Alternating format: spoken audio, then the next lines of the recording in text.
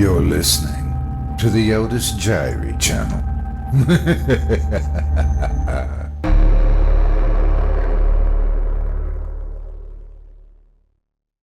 Halfway Through a Nightmare by Dave Stancliffe, performed by Otis Jiry. They were coming. Red Heart jumped up from the soft desert sand and ran towards a parked truck 50 yards away. He had to get away, to warn the others. Letting out a sigh of relief when he reached the truck, he turned the key that was still in the ignition to the right. The 3/4-ton Army surplus truck coughed and came to life. Slipping it into gear, he let out the clutch and the truck lurched forward. Hart found a paved road and fought to keep the truck on the narrow 2-lane highway. The shifting sands sounded sinister as they slashed the truck's rear canvas top. Strips of canvas flapped and snapped as the truck struggled along in the growing darkness. Suddenly he was blinded by a bright light that filled the sky. "Time to get up, Mr. Hart. You'll sleep your day away," the male nurse said with a cheery smile. Red Hart's mouth was dry. It happened again. He got halfway through the nightmare and was woke up by one of the staff. At first, he was relieved when someone woke him up during his nightmare about being stranded in a strange desert. But as the nights came, so did more chapters for the nightmare. The same nightmare. Alone in a hostile desert with enemies everywhere. He had to keep running. If he didn't run, something bad was going to happen. He spent his days trying to get as much exercise as possible. He walked around in big circles because they wouldn't let him run in his place. Once a day he visited with the doctor. The doctor meant well. Hart knew this, and took it into account when answering his questions. Lately, though, the doctor seemed to be getting a little impatient with his continuous nightmare revelations. "How'd you sleep last night, Red?" "I was running for my life. The truck broke down." "Hold on. Take it easy. Take a deep breath." In a soothing voice, he said, "So, you were having the same nightmare again. What happened next?" "Before abandoning the truck, I searched it and found a bolt-action rifle and ammunition. I know all about rifles. Did I tell you that I used to be—" "Please try to stay focused, Red." "Yeah, okay. I took off running with the rifle. At one point I looked back and saw 2 men in full spacesuits pursuing me. I stopped, sighted the rifle in at 300 yards and fired. One of the spacesuits fell down. The other stopped and raised a clenched fist.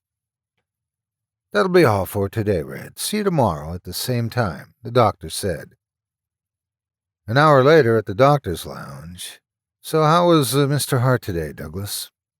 "The same. It's been 2 weeks, and he keeps having that same nightmare about being in a desert. He runs, and as of today, he is also a crack shot that shot a guy in a spacesuit. The nightmare keeps evolving," Dr. Douglas Harding replied.